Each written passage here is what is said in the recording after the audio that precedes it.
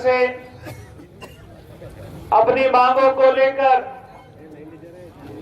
हमारा अन्नदाता यहां पर संघर्ष कर रहा था और उस समय की तत्कालीन सरकार ने अंधाधुंध गोलियां चलाई और मध्य प्रदेश के इतिहास में पहली बार ऐसा हुआ कि हमारे 6 अन्नदाता उस आंदोलन में शहीद हुए। मैं अपनी ओर से और सब साथियों की ओर से उनको नमन करता हूं, उनको अपनी श्रद्धांजलि देता हूं। भाई भगवती, भाई जगदीश, भाई डीपी, भाई पुरोहित जी, ये वो साथी हैं जिन्होंने सैकड़ों दिन जेल में बिताए हैं, मुझे याद है। और एक बड़ा संघर्ष उस समय हमने इस किसान विरोधी सरकारों के खिलाफ वहां पर किया था। दिल्ली से पधारे और अन्य हमारे किसान संगठनों के जो मुखिया आए हैं, मैं भारत कृषक समाज मध्य प्रदेश के अध्यक्ष के नाते उन सबका इस धरती पर स्वागत करता हूं, अभिनंदन करता हूं। ये महापंचायत क्यों बुलाई गई है, इसके बारे में हम सबको विस्तृत में जानकारी है। और आज हम ये एकत्रित इसलिए भी हुए हैं कि आज दिल्ली की सड़कों पर लाखों की तादाद में हमारा अन्नदाता वहां पर संघर्ष कर रहा है और उस काले कानून के विरोध में संघर्ष कर रहा है जो दिल्ली की सरकार ने हम अन्नदाता भाइयों पर थोपने का प्रयास किया जा रहा है। लगभग 100 दिन से ऊपर हो चुके हैं। 80 से ज्यादा हमारा किसान उस दिल्ली की सड़कों पर जिनकी मृत्यु हो गई है, उनको हमें याद करना है। मैं तमाम उन साथियों किसान भाइयों को जो समूचे देश से एकत्रित होकर अपनी मांगों को लेकर दिल्ली की सड़कों पर आज भी जमा है। लड़ाई लंबी है साथियों, और इस लड़ाई में हम सबको, उन साथियों को जो दिल्ली में बैठे हैं, उनके साथ कंधा से कंधा मिलाकर इस संघर्ष में उनके साथ हमको भी आगे बढ़ना है।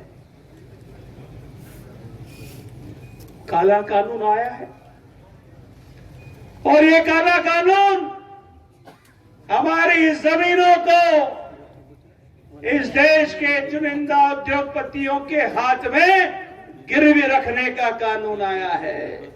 मेरे पूर्व के वक्ताओं ने बहुत विस्तृत रूप से आपको इस बात की जानकारी दी है कि ये कानून किस तरह से हमको लोगों के उद्योगपतियों के यहां पे गिरवी रखने का एजेंडा दिल्ली की सरकार ने बनाया है। अभी एमएसपी की बात हो रही थी प्रदेश में, अभी तो कानून लागू हुआ भी नहीं है। मैं आपको बता देना चाहता हूं कि पिछले दिनों में खातेगांव के दौरे पर था। वहां पर बहुत सारे किसान भाई मुझे मिले और उन लोगों ने एक शिकायत पत्र लेकर आए। कहा कि भैया यहां पर एक व्यापारी आया था बाहर से कहीं से, उस व्यापारी ने हमारा सोयाबीन, मूंग, मक्का खरीदा हरदा खातेगांव में और 5 करोड़ की चपत लगाकर यहां से रफू चक्कर हो गया। उसका अता पता हमको नहीं है। शिकायत कहां करोगे? मंडी होती तो अकाउंटिंग होती, मंडी में रसीद मिलती, सरकारी आदमी को दबोच सकते थे, पकड़ सकते थे, दिल्ली भोपाल एक कर सकते थे, कोर्ट जा सकते थे। लेकिन वो व्यापारी हमारा पैसा लेके भाग गया, कोई उसको पकड़ने वाला, उसके खिलाफ कार्रवाई करने का नियम इस कानून में नहीं है।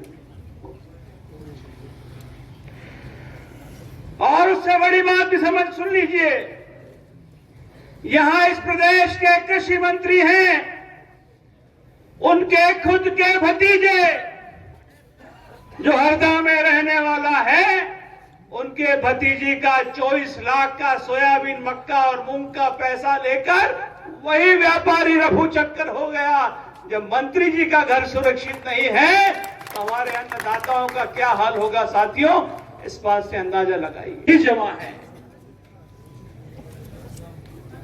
लड़ाई लंबी है साथियों, और इस लड़ाई में हम सबको, उन साथियों को जो दिल्ली में बैठे हैं, उनके साथ कंधा से कंधा मिलाकर इस संघर्ष में उनके साथ हमको भी आगे बढ़ना है। काला कानून आया है और ये काला कानून हमारी जमीनों को इस देश के चुनिंदा उद्योगपतियों के हाथ में गिरवी रखने का कानून आया है। मेरे पूर्व के वक्ताओं ने बहुत विस्तृत रूप से आपको इस बात की जानकारी दी है कि ये कानून किस तरह से हमको लोगों के उद्योगपतियों के यहां पे गिरवी रखने का एजेंडा दिल्ली की सरकार ने बनाया है। अभी एमएसपी की बात हो रही थी प्रदेश में, अभी तो कानून लागू हुआ भी नहीं है। मैं आपको बता देना चाहता हूं कि पिछले दिनों में खातेगांव के दौरे पर था, वहां पर बहुत सारे किसान भाई मुझे मिले और उन लोगों ने एक शिकायत पत्र लेकर आए।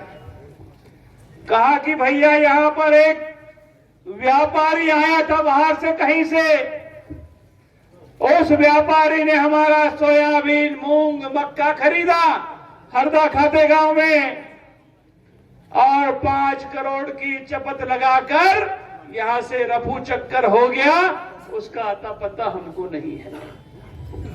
शिकायत कहां करोगे? मंडी होती तो अकाउंटिंग होती, मंडी में रसीद मिलती, सरकारी आदमी को दबोच सकते थे, पकड़ सकते थे, दिल्ली भोपाल एक कर सकते थे, कोर्ट जा सकते थे, लेकिन वो व्यापारी हमारा पैसा लेके भाग गया, कोई उसको पकड़ने वाला, उसके खिलाफ कार्रवाई करने का नियम इस कानून में नहीं है। और उससे बड़ी बात भी सुन लीजिए, यहां इस प्रदेश के कृषि मंत्री हैं, उनके खुद के भतीजे जो हरदा में रहने वाला है, उनके भतीजी का 24 लाख का सोयाबीन, मक्का और मूंग का पैसा लेकर वही व्यापारी रफू चक्कर हो गया। जब मंत्री जी का घर सुरक्षित नहीं है तो हमारे अन्नदाताओं का क्या हाल होगा साथियों, इस बात से अंदाजा लगाइए।